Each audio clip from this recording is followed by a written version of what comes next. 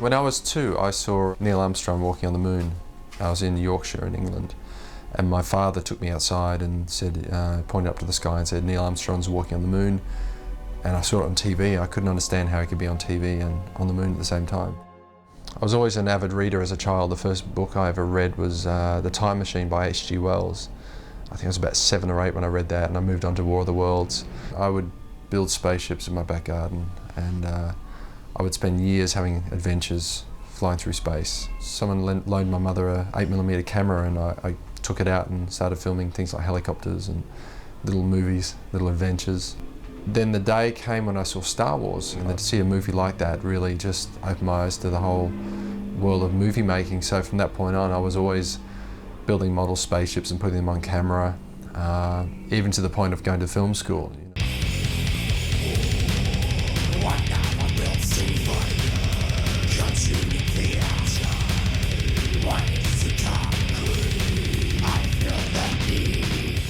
In my younger days, I tried to be a pop star, a heavy metal pop star. I failed. When I was 18, I was, I guess, being groomed to be this television preacher. And I went on television a couple of times and had to argue with Catholic priests about God and stuff. There is sin in the world, there is evil, but there's also good. There's good and evil, there's always a battle between it. But it's very difficult for me to believe in a God if my little one's just been run over by a car. Well, there's a time and place for everything. But that's not much help to me. I'm crying inside. It's a wrench in my life. But you could probably learn from this situation. I failed at that pretty badly as well. I think the only thing left for me was to be a filmmaker. That was it. That's what I am.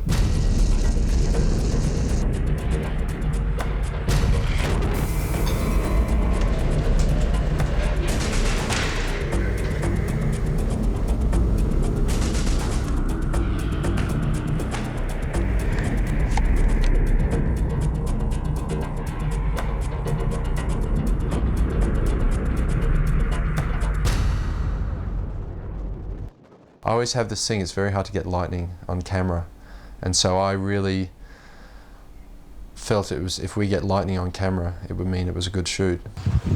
Oh yeah! Got it? Yeah, that was perfect.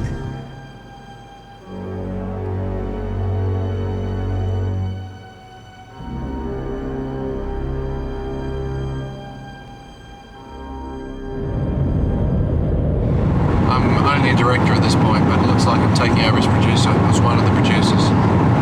These guys are really starting to fuck me over. They're just giving me the runaround at the moment. They're just saying, okay, well, fuck, we'll put the money in the bank, and I go to my account, check it online, there's no money in there. So apparently they've sent the money through, it's disappeared between our bank and their bank. But the show must go on. Well, hey, I got people to fly in, we're already here. They don't realise that we're on location, we need money now.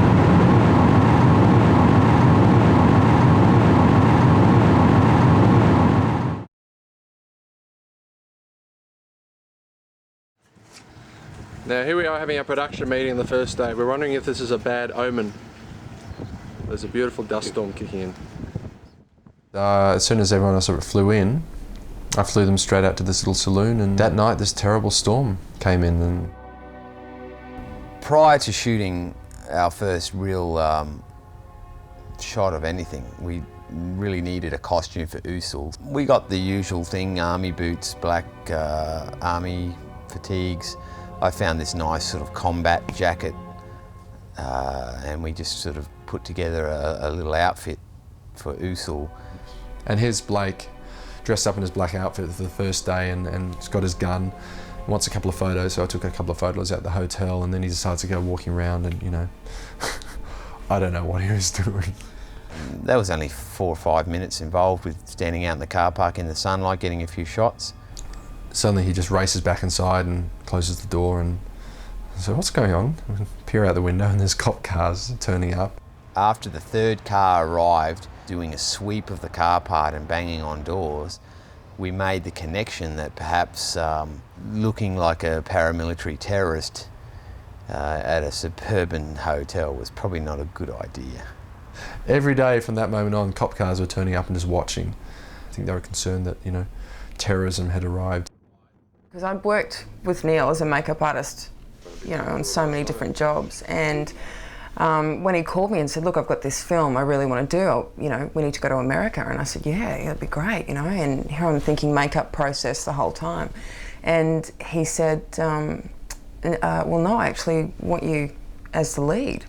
And I thought, I've only ever worked with him as a makeup artist, so it was a bizarre process to find out that I was actually acting in this thing. I mean, he'd only seen a showreel of mine, and we were mucking around one day on set, and he put me in front of the camera, and obviously he liked the look, and then next thing you know, I'm in America shooting a feature film. It's very bizarre. I've been developing this character, and suddenly saw the character in her, and just the way she looked, and it was really wow. That's the sort of look I had in mind exactly, and she was perfect for the role. And I think the first day I saw her on set in her outfit and costume, and it's like, yeah, I was right. Thank God I trusted my instincts on this, because she was it. I guess the big problem was, there's this cloud hanging over the whole production, in the sense that originally we had quite a big budget. We had a $3 million budget. And then these Canadian producers who'd come on board decided they needed to have a big fee, and so they took maybe $1.5 million out of it as their fee, leaving us $1.5 million to make the film. Okay, well, we can still do the film on $1.5 million.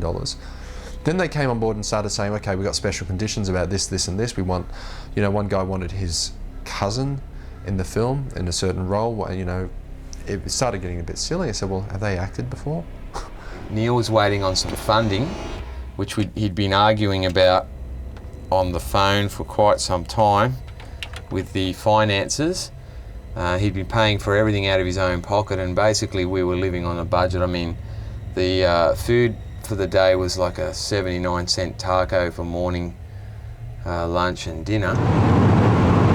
So are you... Right, yeah.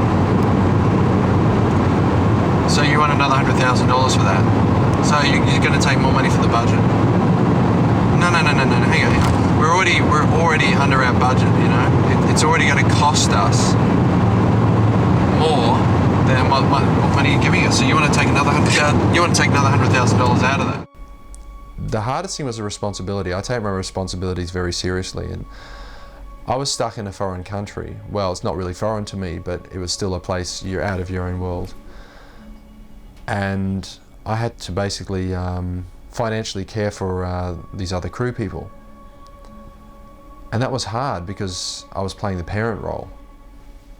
And when you're playing a parent role, it's very hard to sort of get into that creative mode and be a friend to these people, because they're all my friends, very close, dear friends.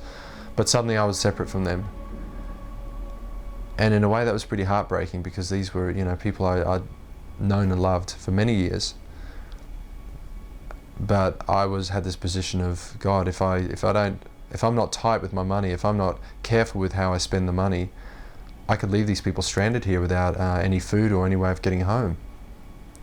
So I had to take on a totally different role, and that was painful for me, because I was isolated completely. I had no one really I could confide in. I was, I had this whole movie, I had everything on my back. Now, as each day progressed, the production budgets sort of spiraled out of control. One costly little exercise was the day the production vehicle got bogged in the sand. Blake was up one side of this sand dune pitching a tent for us all, because we were shooting there later and we needed cold sand, because I was going to be buried in it and I just wasn't going to roast in this sand. So we set up the shade and he was doing that, and we were down filming at another place. So, middle of filming, I just couldn't concentrate. I said, look, girls, I've just got to go up and see if Blake's okay. So, one might think we're going to bury someone. One would be right. So I jumped in the truck and drove up. He was fine, decided to reverse out. As I was reversing out, part of the, we had like a little road, little sort of half road thing that was, help us get through the sand dunes. Part of the road actually crumbled away just as I was reversing, and we went off the edge, and the whole Side of the truck just went boom. Tess and I sort of waiting down the other location, just, you know, waiting, and then we see all this sand flying out of the back of the wheels. Within a few moments we were hopelessly bogged. I mean, one wheel was totally off the ground, another wheel was up to the rim in sand, and we were just stuck there. There was pretty much nothing that could have been done. I ran onto the highway, found a highway patrol car, and asked him very nicely if he could assist us. And this was a day that was sort of under pressure with the light and getting everything done, and so of course the car being bogged for 2 hours didn't help. That didn't stop us. Production continued at a breakneck pace. Shots were still getting done. Basically, I was left up there to salvage the situation, and we got a call through to a local towing firm who had trouble themselves getting up the ridge. And here comes our rescue, and the rescue man is bogged. And the tow truck goes for its third run up. He's gonna make it this time. Here he comes. We've done 2 scenes, we've got 6 to go, and the car's been bogged up the top of the hill. See the tow truck? We had to get the cops out who radioed in and got us a tow truck and blew half of our budget. So, oh look, we've got somebody else coming up here now. Now see, that's what we should have had in our budget to get. A few $100s just to tow us out of the sand. And he said, oh, what are you doing here? I said, oh, we're shooting a movie. He said, oh, wow, can I be in the movie? I said, yeah, it'll cost you $500. At that point, I rang a real estate agent friend of mine in Australia and said to them, I think I need to sell my house. I've got 2 houses. I need to sell one of them very quickly. And I need money urgently. Thankfully, this wonderful real estate agent jumped on board and within a couple of weeks sold the house because the market in Australia was very good at the time. Oh, we're 3 days into shooting. 3 days. We've already been shooting 3 days. Yeah, I told you that. Look, I told you that 3 days ago. Okay. Well, everything is now coming out of my pocket. Just turn the camera off.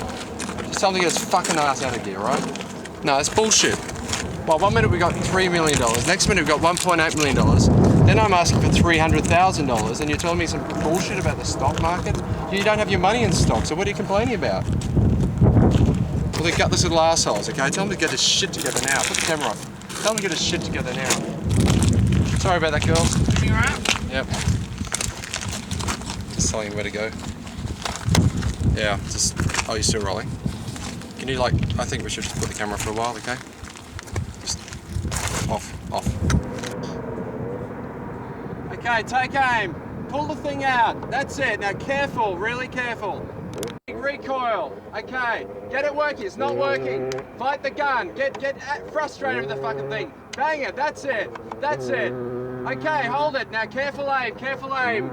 When we first got to the desert, I mean, we'd been in winter in Australia, and I knew that it was going to be hot. We're going to be in the desert, but I don't think anything could have prepared me for the heat wave that came at us as soon as we got off the plane. There was one day I particularly remember that I had to run up and down these sand dunes and run past camera, and I think it was the 3rd take on this, and I'd gone straight past camera, and all of a sudden I just lost my hearing.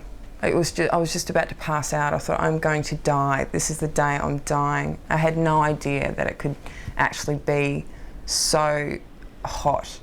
It was just unbelievable. Blowing a gale out here. We can hardly talk above all the wind noise. I've ordered all the crew to wear face masks. I'm going to dare it without a face mask because I'm a real man.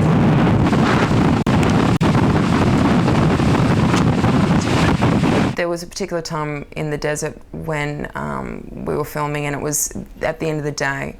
I think it was about the 3rd or 4th day in the desert, and it was really, really hot, and I was really exhausted. The wig was getting to me. It was all, very difficult. And we were going through, and I was just asked to run up and down these hills and, back and forth. And of course, you need virgin sand for every new shot, so I'd have to move over and run a mile and run back over these hills. And there was at one point when I was feeling really unwell, like ready to pass out. You know, Neil had started yelling at me, you know, get back on, we're losing light, we're losing light. And it was a lot of pressure and it was very intense for me. And I think, you know, I know the reason that he pushes so much is to get the ultimate picture. But for me, that was probably one of the hardest days. After enduring the desert, and I was very scared that the whole crew would rebel against me. I thought, well, God, we've got to make this a little easier from here on in. And I thought, well, okay, let's go up to Lake Powell, which is up in the north. And if you don't know, that's where they shot Planet of the Apes, the old and the new. Okay, we just spent a few hours in the water, spent 3 days in the desert, as hot as you like, and now I'm cold. Look at my fingers, they're blue. Hey, try and come to shore now. Try and get to shore. Just lost my gun. All right. Okay. This was not in the brochure. Lost that gun. We lost our I gun. thought with the serpent was quite rough. We lost our arm wrist thingy. Lost our little doot. Which we will get another one. One of the other hiccups at Lake Powell was that although we'd have procured a permit for shooting in the state of Arizona, unwittingly when we were in Lake Powell we'd actually crossed the border of Arizona and Utah, and we were now shooting in a totally different state unbeknownst to us.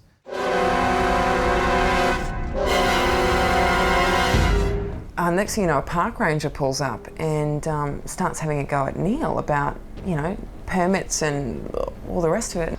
And he said, sort of clenching his gun on the side of his body. I don't know why they arm these park rangers, but this guy was armed. And he said, look, you know, he's quite angry, you're not supposed to be here, blah, blah, blah, where's your permit? And I said, well, sir, I've got a permit, and showed him what I had, but it was not the right permit for the right spot. And this park ranger was pretty cross, and I think he was just about to cut Neil away. Eve came on board and just thankfully realised what was going on, just fluttered her eyelids and said, oh, we didn't realise you needed a permit, we're from Australia. And she managed, you know, I think once he, you know, he saw her and she, you know, spoke to a pretty girl for a bit, he calmed down and he was very helpful. And so we nearly lost our director that day.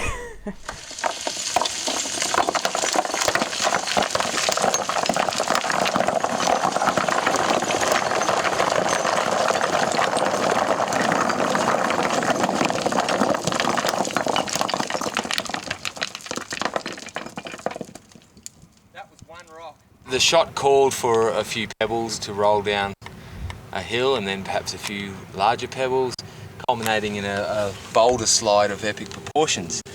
So as the trusty production assistant, special effects and physical kinetic effects expert, I was called upon to scale up the side of a hill in full Usul costume, having just finished a shot in the area, and proceeded to initiate a rock slide.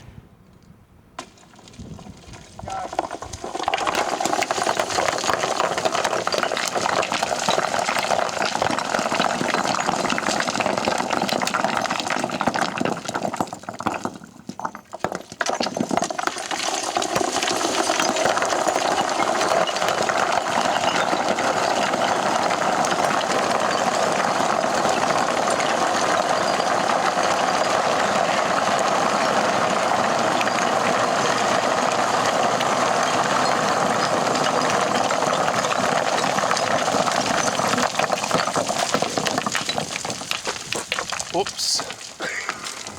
I think it really sort of got out of hand because halfway up the hill, when I pushed off, the rocks, off they went, they started sliding away and then they knocked other ones and then momentum.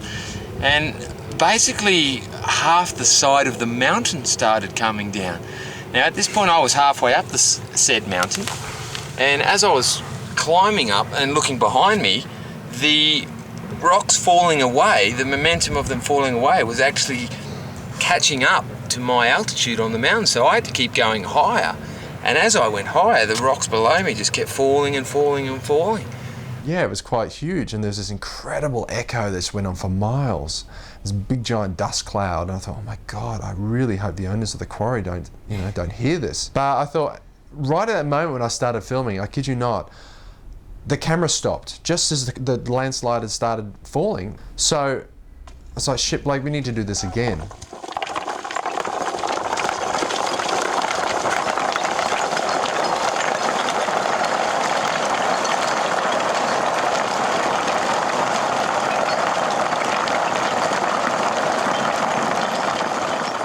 As the end of the trip loomed closer and closer, we found ourselves in LA. Again, shooting without a permit. And of course, that's where we're parked. I think we did some exterior shots and bits and pieces. And then I realised I had no money. Pretty much everything fell apart in LA. So the budget's gone from $3 million to $1.8 million down to $1.2 million. And out of that $1.2 million, I'm left with, yeah. Well, I paid for everything myself. Yeah, we kept shooting. No, fuck it. You'll have to pay me back. Yeah, well, you know, you guys come with the money, it's your film. I've had to sell the house. You know, I wanted to keep that, you know, I thought that'd be nice things. That was my retirement fund. I've sold my retirement fund for this, all right? I mean, I know you've got three or four houses, I know you've got a fucking million retirement funds and your kids' college funds and blah, blah, blah. Meanwhile, I'm sort of stuck without the money. Yeah, this is all I've got. I'm not rich like you know? I'm the struggling filmmaker here. And I'm paying it out of my own pocket. And you guys want to own the thing at the end of this when you haven't paid me any money. No. It doesn't work that way. You don't pay me when the film's finished, you pay me when the film started. Yeah, exactly, because you're the ones who are paying, you're the guys who own the film. I'm just making it for you, you know? It's bullshit. If not, I'm going to own the film, I'll make the money. The money was not forthcoming. Basically, we'd been told that funding for the picture had fell through, some lame excuse about recapitalising in some other area. It was that point that Neil lost it. No. I've decided not to take your money. No. I know you want to put it today, right? Okay. Well, it's too late. No, you fucked off. You fucked me over. I'm sorry. It's too late. I'm paying for this myself. I've sold everything. I don't care. Hey, you want to try and sue me? You can, but guess who owns the rights to the film? I own the rights to the story. Well, you fucked up. I'm sorry, you fucked up. I told you should got to pay the money. Yeah, well, why didn't you pay the money when we started shooting, dick? Oh, hey, it's my film now. You know, you can sit there and write your check. I won't cash it. No problem. See ya.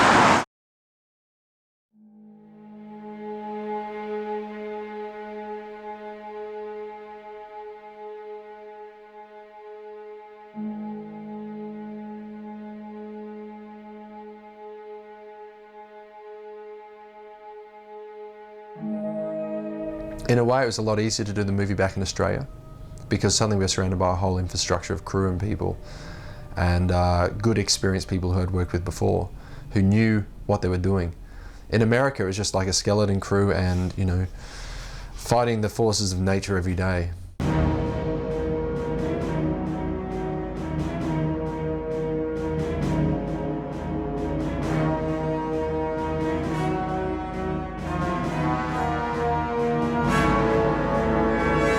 I managed to track down a DP I'd worked with in the past called Dan MacArthur, who has won every award there is, done everything there is, still got a good energy and a good creativity happening. And his shooting style is similar to my own, his lighting style is similar to my own, so he could just slot in and, you know, take over the DP roles, which was really a blessing for me. You want to go, obviously, full body filming, like that. It's good to have Jim Lagerstead back on board again. He'd been working on my second film, so he knew all the trials and tribulations we'd been through on all the movies, and it was good to have, you know, him come on board. Yeah, I was actually promoted. I was promoted to production manager, which was again a very interesting experience for me. These are the problems. Find a solution for me, and he just sewed it up for me perfectly. The blue screen days were interesting because we had none of that on the previous production to become one. So it was a new experience for me and many in the crew. It's very different from shooting on a location because you really have to try to visualize what's around you and behind you and all that. And obviously, at some point, the only person that can do that is Neil. For everyone else, it's people standing in front of a blue wall. Yeah, but it's nicer to be home shooting this because in the desert it was pretty hot. At least we can control the environment a little bit better here and keep our cool, as it were. It was so intense what they were doing, what the actors were doing, that you actually somehow, that blue screen disappeared and you actually saw something else in front of you when you were watching them, especially watching through the monitor. You actually saw some kind of context, and it wasn't just people in front of a blue screen anymore. There was actually something happening in front of you, and that, to me, really, that's where the acting and directing came through.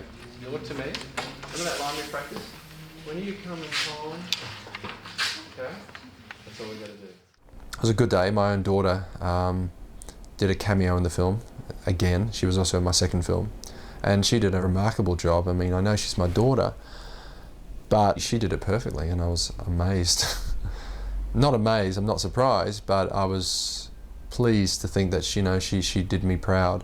She was good in the role, and not just because she was the director's daughter, but because she was right for the role as well. When are you coming home, Mama?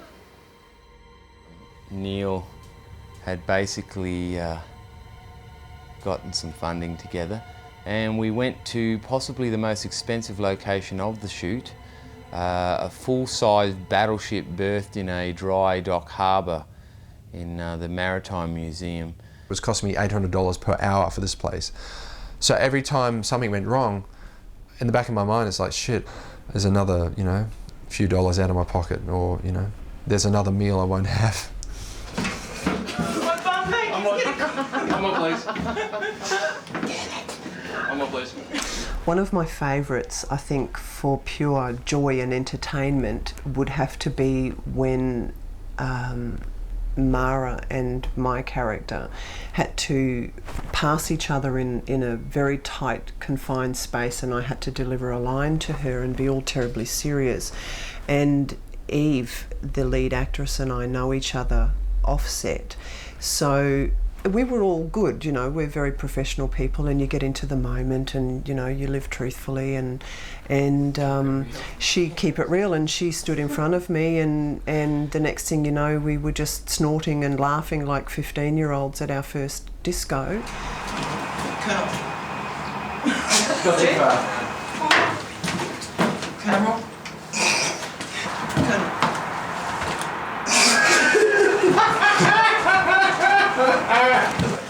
Colonel. Colonel. Admiral. We've received some disturbing information that may explain the last ambush. I'd like to see them. It was just appalling, and it just went on and on and on. Guys, that's not working for you, is it? And it went on and on and on, and then we eventually got the magic, and he was happy.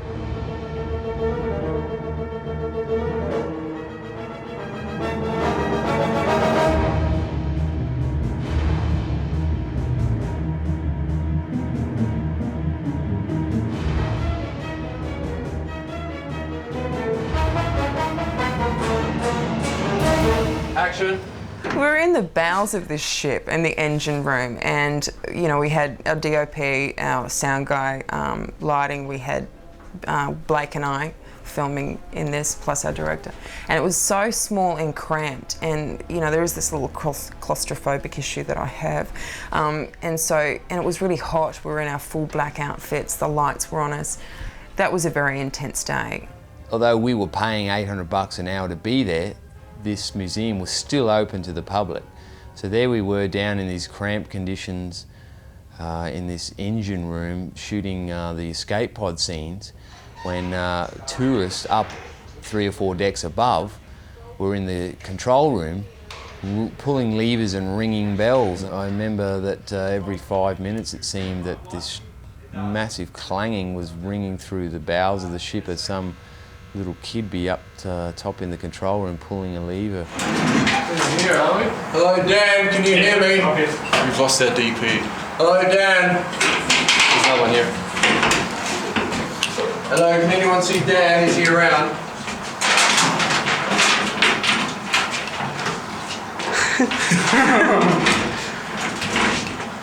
Calling Dan, can you hear me? Mr. Dan, are you around?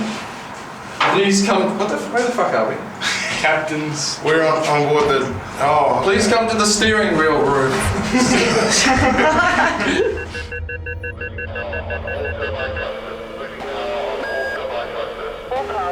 Turbine thrusters. Battle stations. We're being pulled out. Prepare for emergency reentry. Reverting to normal space.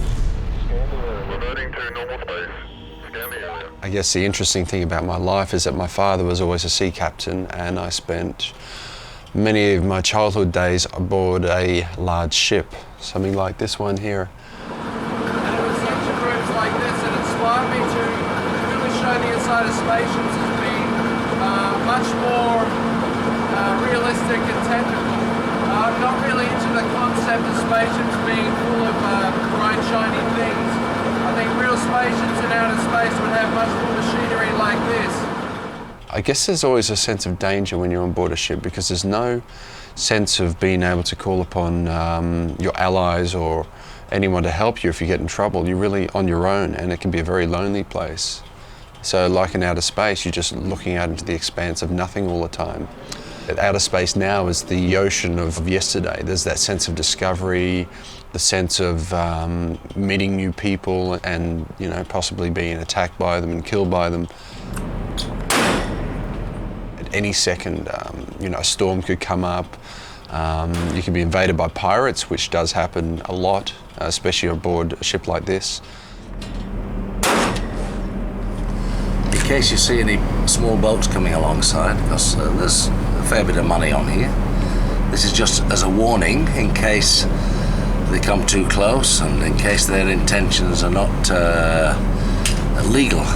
If they come on board despite that, which they will find very difficult anyway, then other action might be taken. And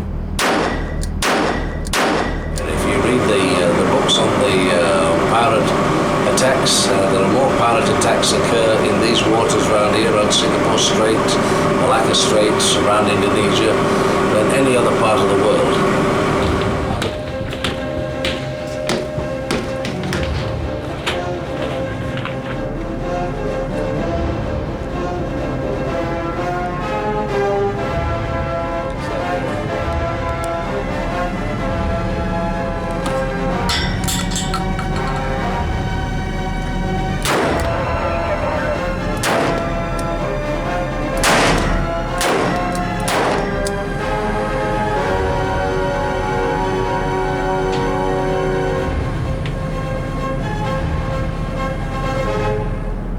Powerful, you see.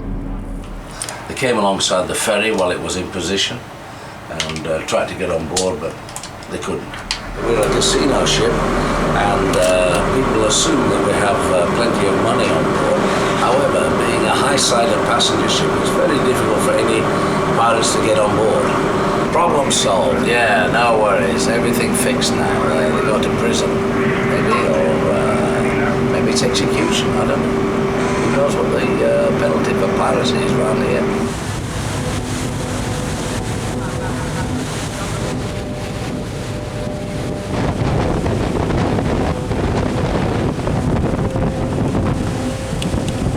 There was 4 water spouts came up before, all around the ship. Must be a sign.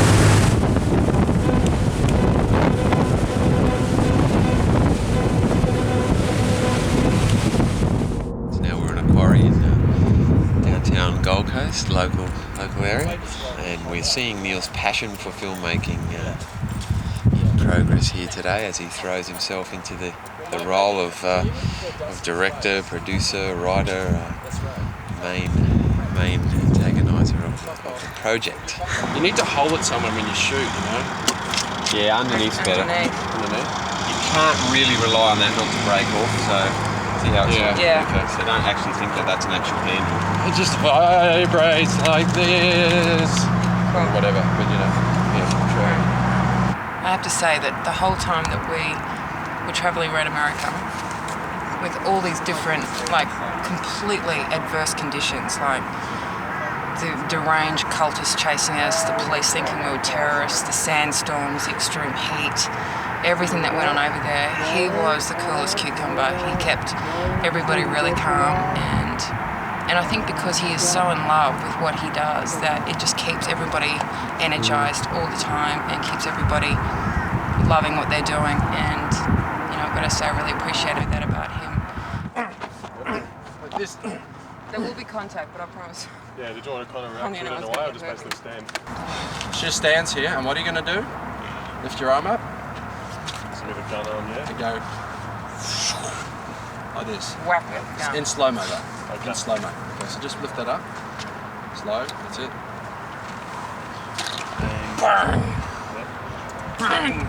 Bang. And then swing your arm back. And then she thinks, oh, fuck this. Oh, this is when you go find some dirt. Well, see, wouldn't he have hit me on the first hit? There's no need to carry this out. Boom, I'm like, that's gotta hurt. So I'm down on the ground. He's missed you on the first hit. Whack with some dirt and off I run. Well, he misses you on the first hit. Okay. Oh, I see. But he gets you on the recoil. So basically, you just sweep the arm across. She ducks. Oh, I see. And then up. Whack. Yeah, whack, whack. And then what does he do? In slow-mo. When you see the finished product, you can't believe it when you've seen how it's actually been made. And that, I really enjoy that process of seeing how it's being made and then seeing the finished product, because there is such a big step from the raw, seeing it live happening in front of you and actually seeing the finished product. It amazes me, and every time I see it, it amazes me. So, needing a location for the missile base, we proceeded to take over an entire brewery with all its piping and appropriate looking scenery. I wanted the sort of industrial feel to the film, to the city. I didn't want it to look like a regular city. I wanted it to look like something more mechanical. There's a lot of red tape we had to go through to get to film there because these people are very safety conscious and everything else, and so they were kind enough to give us permission to film, in their brewery.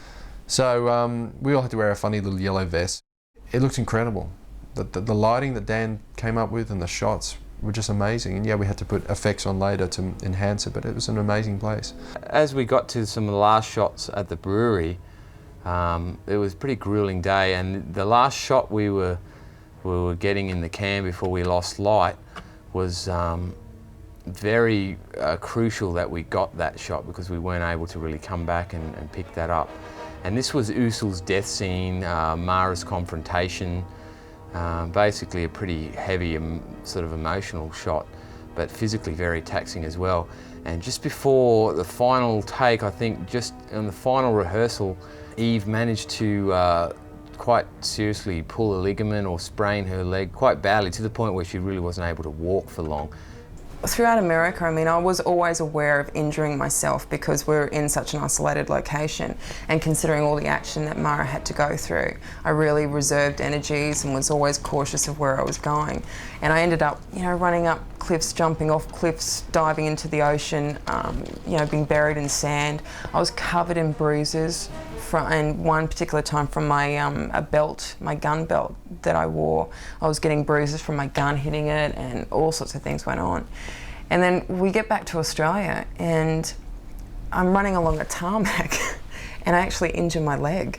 It was the weirdest thing. There was so no danger. She couldn't even walk, the poor girl, so we had to sit down and let her rest, and we got a cold pack for her leg, and the insurance companies, I'm sure, were having a field day at this point, going, oh God. I've got what I need, So if you want to do that, then we can have a breather and we can do the close-ups while you're in pain. You're not the most compassionate person I know, you, Neil. There's not one compassionate bone in his body. You could be cut in half and he'd go, get up. We're losing light. We still needed to get the shot in the can as the sunlight was fading. So we hastily added into the film the fact that I had winged her with a shot to her leg, and that the limp that she has in the end of the film is actually quite real, and she's in quite a lot of pain. As happened all the way through the film was we had this thing, if something bad happened or something happened, it was meant to be. There was a scene in Lake Powell where Mara lost her gun in the water, and so we couldn't find this gun. at all. So we ended up saying, okay, well, let's make it that she did lose a gun in the water, and you know, she goes to pull a gun and it's gone, which created problems later in the script, but you know, we sorted those out. And so with this one, we decided, well, I think it was Eve's suggestion, let's make it that, you know, Mara gets shot in the leg and cannot run off to the spaceship, she has to limp. And I said, yeah, that'll work really well. In fact, it really helped because then she has to kill Usul in the scene, so to give her a good reason to kill him.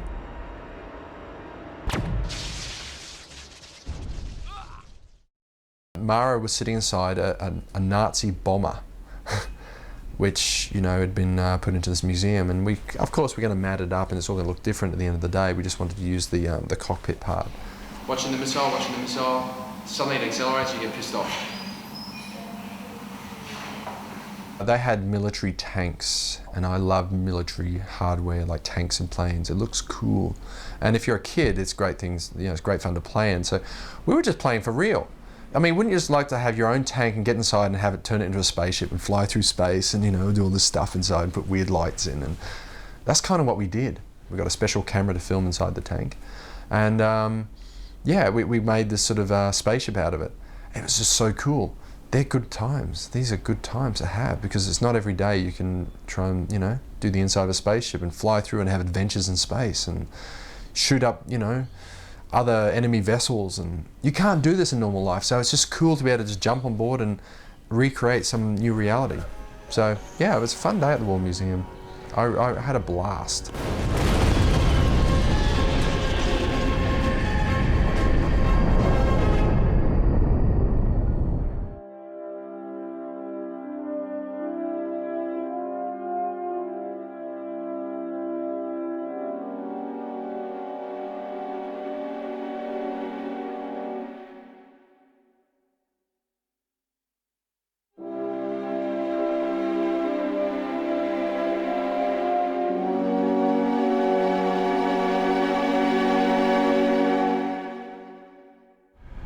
So I've caught a very quick flight over to Germany because I've been ringing the effects company for the last few days and no one's been answering the phones.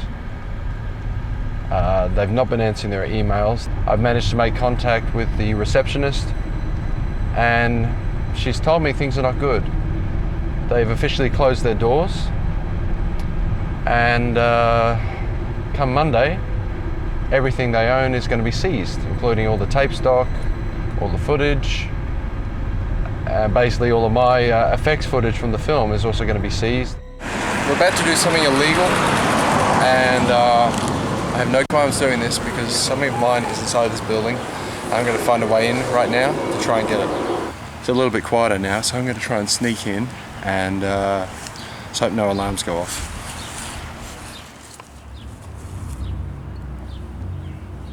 Everything's off. The power's still running, but I don't want to turn any lights on, just in case. This is where we used to do all the effects. It's where they do a lot of the sound. I'm not going to steal anything that's not mine, you know, it's just really trying to get the stuff that belongs to me. Can't see any tapes here, I have to go through to the back room. Those lights are still on, so I wonder if anyone's around. In one of these cabinets, I'm hoping the footage will be in here. So remember one of these sort of cabinets?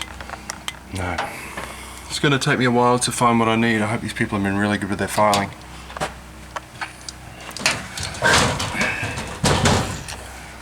Okay. This is interesting. A lot of this is empty. Johnson Space Center. Failure is not an option. That's kind of my motto right now. I don't want to fail. There's a lot of money tied up in this place.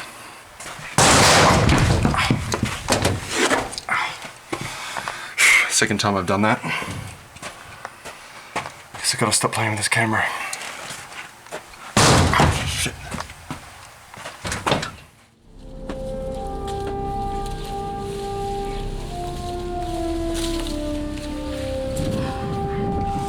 I managed to find most of our footage. We've got a hard drive here. Jedi's one of ours. And got some of the runoff from the master tapes. So I think it's been pretty successful. I hope we got everything that we need. Thankfully there's no police. Been alerted to our presence. A couple of passers by, but just be casual for a second. But yeah, I think we got what we need. So we're going to try and get out of here before anyone sort of gets suspicious of what we're doing.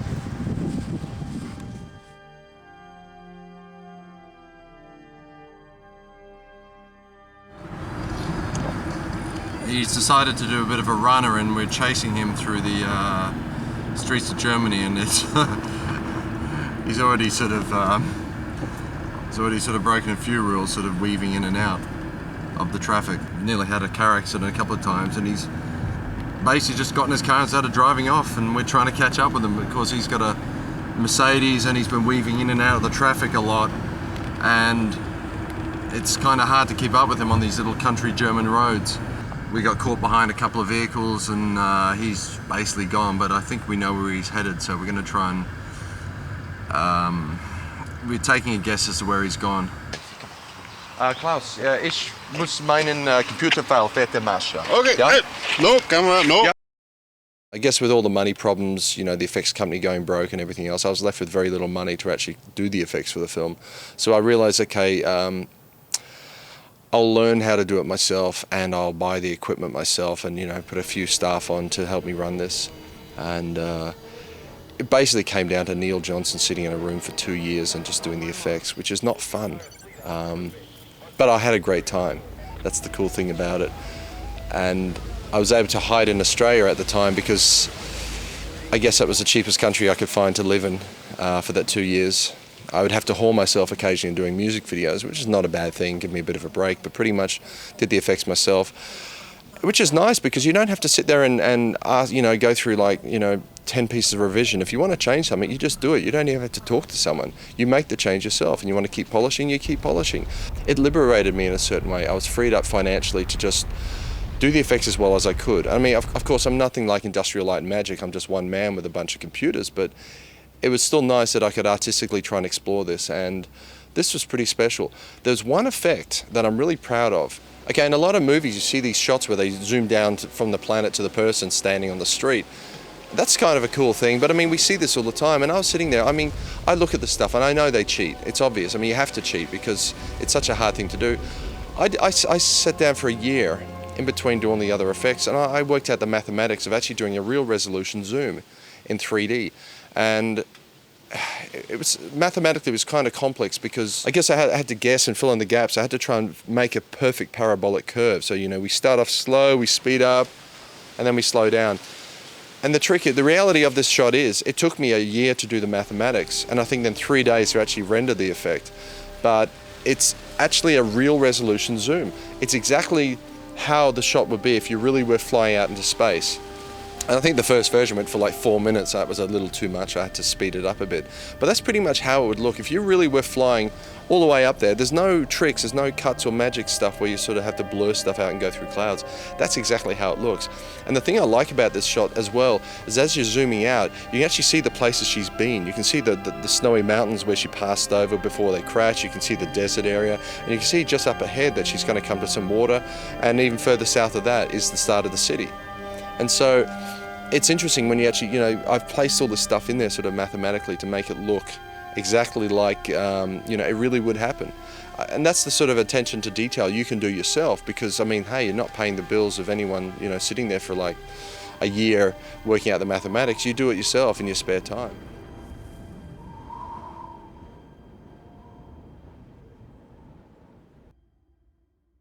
Here we are in Germany. It's getting very cold here. We're going to court now to try and get some of the money back. The people who's ripped us off, we managed to track them down, and we got legal proceedings happening. It's going to be a bit hard because I can't really speak much German, so I'm going to have a translator working with me all day. Unfortunately, they won't let any cameras into the courthouse, so I'll have to report how things go in the next couple of days once I get out. It's going to be a very tense time. It's costing me probably 25 grand in legal fees just to do all this, so I hope I get more than 25 grand out of it. We've just found out why it's getting so dark around here at 12 o'clock in the middle of the day. It turns out there's a partial eclipse happening, and if that's not a sign of what's about to happen, I don't know what is. So let's go inside and see what happens. It's actually real now. It's 7 o'clock at night. We just got out of the courthouse. Fortunately, I parked the car in the wrong spot, so it's been towed away. I managed to hitch a ride with the lovely lady who works in the courthouse. She's given me a lift back to the hotel. Everything went well. They offered us $50,000, and that was basically all they could come up with. We're doing extra scenes, obviously, that weren't in the other original film. I decided to add these scenes in because I was not happy with the way the film has had a nice happy ending. It's too nice. Too nice? Yeah. Don't you want to leave the audience with a warm, fuzzy feeling? Oh, they'll be left warm and fuzzy, but they'll also be left mind expanded. And I don't need to think about it? Yeah, they need to think more about what's going on in the universe. Are you introducing new characters as well? I am, total new characters. Jesus. It's a whole new film, whole new scene, whole new sequence. It relates to the other scenes, but it's also a standout moment. Well, it's all about downloadable memories. People can actually download their memories, and then in 1,000 years' time, you can actually relive the memories of all of our ancestors, if you wanted, or people who lived 1,000 years ago, because that's just technology. And so it's really taking upon that concept of what happened if you're stuck in reliving those memories for about 6,000 years, and this processes start to break down. And why would you do that? Well, you've got three looks. You've got the astronaut look. Yeah. The Matrix Black Warrior knifey Usul look, or you've got the ragtag armour bits. I think let's try the ragtag armour first. Alright, come with me. Yeah. I was in Neil's last one to become one. That was good fun. Low budget, very intimate, very fun.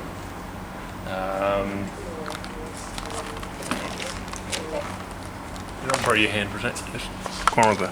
That's it. Thanks. It's a bit like the other one. It's too much. And that was just you. Yeah, Neil was a Really? Well, I think this is cool, personally. You wear it. I will for the rest of the shoot. I'm not taking it off. That's gonna hurt. It goes with that. Matches. You just can't do it. The problem is when you get your gun shot out of your hand, it's just not going to move, is it? Shoot the arm off. When you turn around, There ain't a lot here, but do we have anything? Yeah. We didn't bring any. We've used everything. We have used everything. That's why I reckon he needs a cape. He does. Cool. Spencer wears a lot of capes. I've seen him walking on the streets. He wears a cape a lot. I'm a big cape man. Very superhero. Yeah, well, he's a super. But it's kind of cool because if we work with the character in the sense that you're. Is that better, Miss Mara? You have this concept that you're kind of like, I'm super cool. I was just very, very scared that the film would turn into something that resembles The Matrix or anything else, and I'm just not into that type of movie. And the ship shoots away from the proton storm. 3 balls of light follow the ship. Cut back inside, and she says status. Status? So come in. I'm a level 5. Level 5. Lowering the gun. Yes. Like now you're getting a bit romantic with the girls. Say 5 like it's Level the best number 5. you can think of. It's like a turbo. Because all the girls want to fuck you when you say level 5. I'm level 5. Oh my god. I want that. How enhanced are you? I am a level 5 combat drone. Look, that got me going. Neutralise weapons, mark. That's when we our guns. I want us to flow a little bit more. I'm a level 5 combat drone. Like that. You know what I'm saying? I'm a level 5 combat That was so scary. On the cheek. It's on the cheek. First date, it's on the cheek. He comes in with his hands, maybe to go for a throw. Grab his hands, turn over and grab him, sort of like. What do you mean?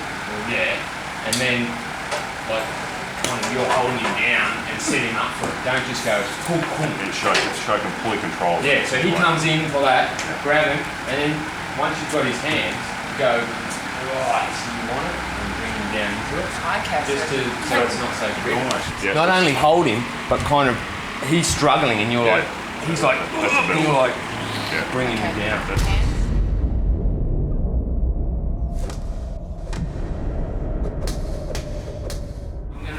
out. And action. And then you tension your leg, Eve.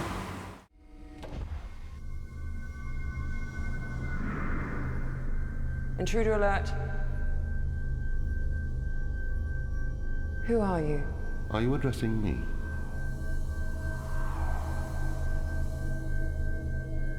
What are you?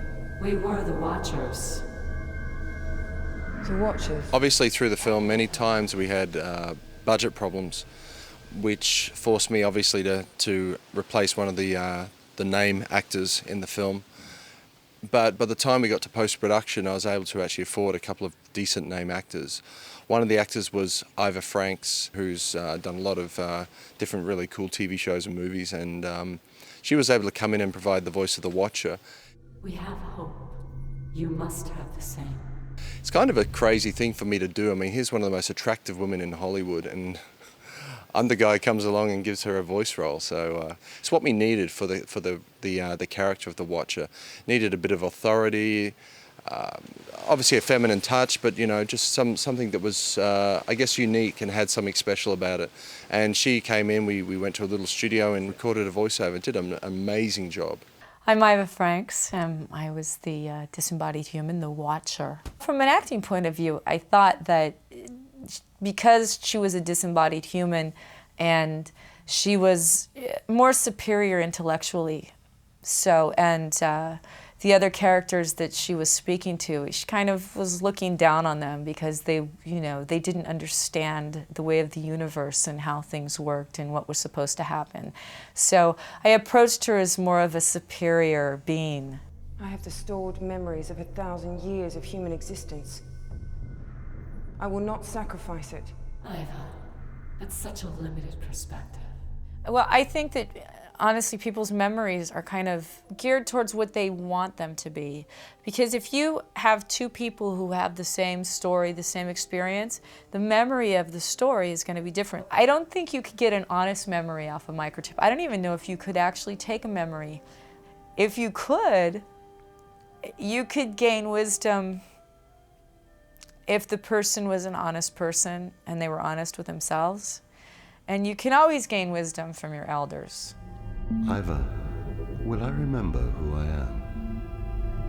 Will we be together?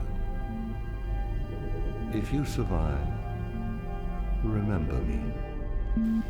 When I was a kid, I used to love a British sci-fi series called Blake 7, and I needed a voice for the computer, but someone again who had an interesting texture to his voice. So Paul Darrow came on board and was kind enough to loan his voice talents. He's known as the character Avon in Blake 7. He's done lots of other, great British shows, and he's been on television, on stage and cinema, and I would think I was a little nervous when I got to meet him, but it was kind of cool. I mean, I worked with a lot of famous people, but meeting Paul Darrow was kind of different for me because, this is one of your childhood heroes, and it's kind of cool.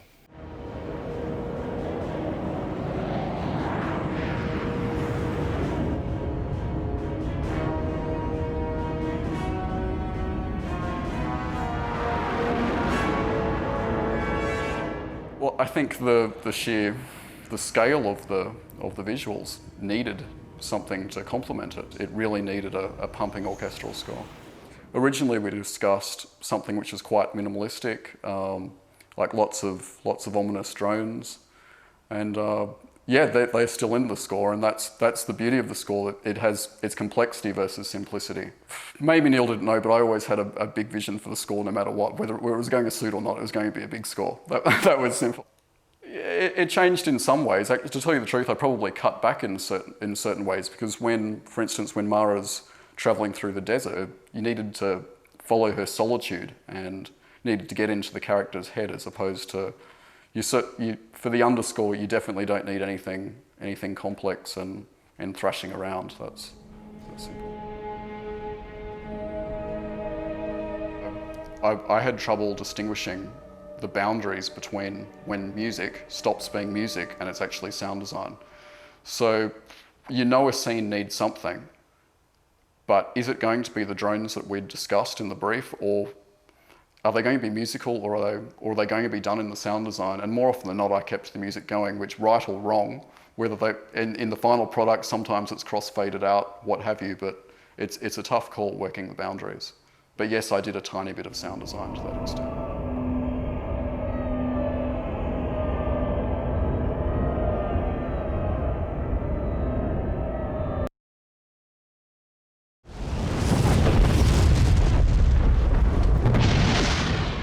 Neil's highly creative, but he doesn't want to thwart the process by trying to impose certain rules and rigid structures. He allows the creative process to be free. Normally, the directors I've worked with are pretty level at exactly what they want, and they're brutal about it. And even if you believe they're right or wrong, you just do what you're told, basically, and that's not an enjoyable way to work. That was the beauty of working with Neil. I had quite a fair input musically, what was going on. If ever I was confused as to the direction of a certain scene or what was going on, Neil's standard response would be, well, think horror.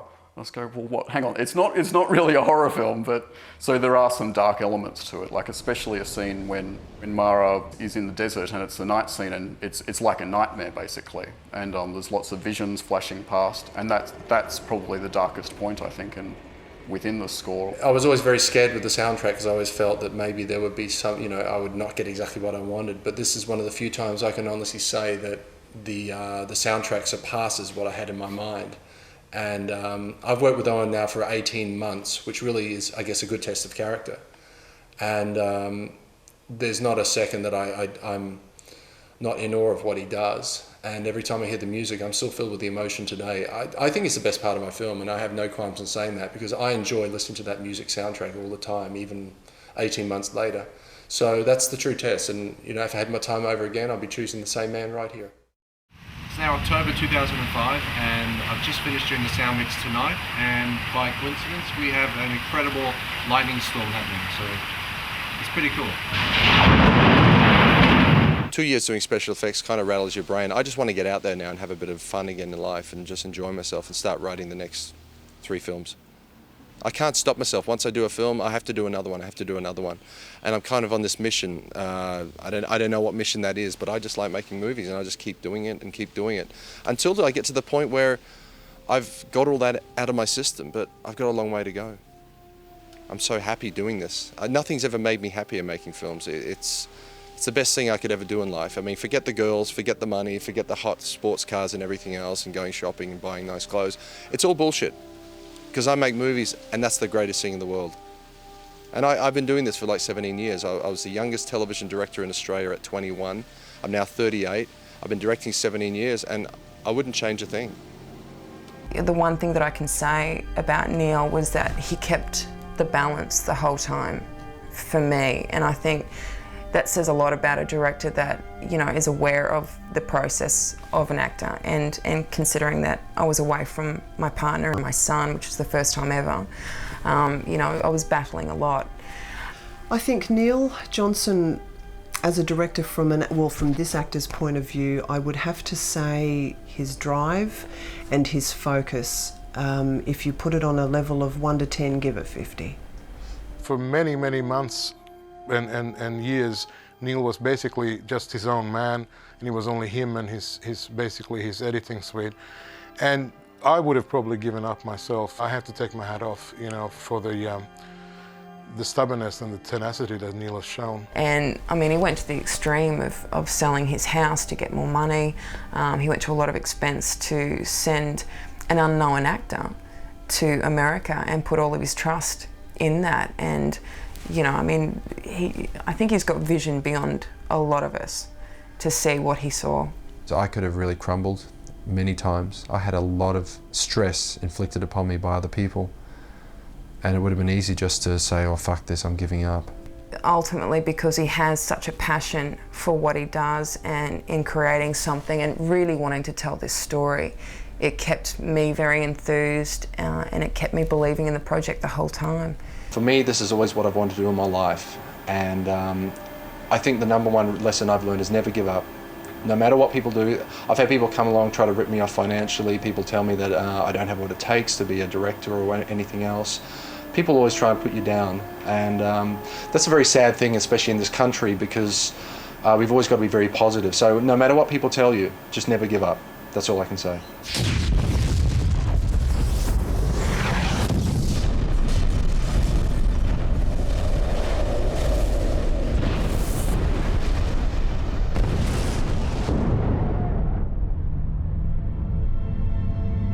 What has been will be again. What has been done will be done again. There is nothing new under the sun.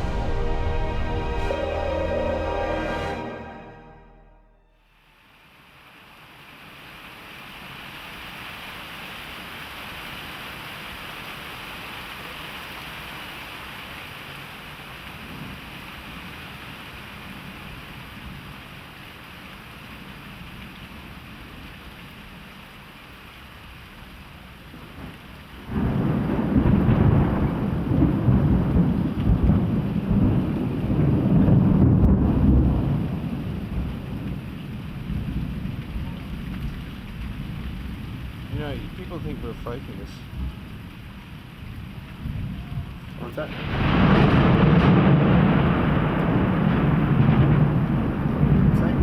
People would think we're faking it.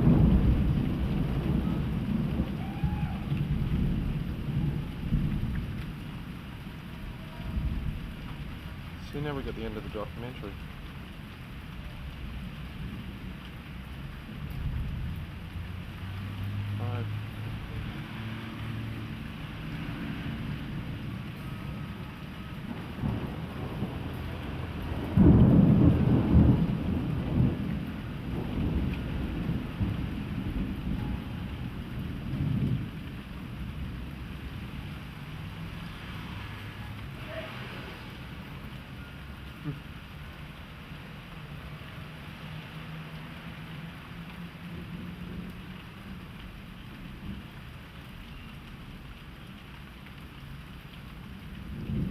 Did you see the lightning behind me when I was talking?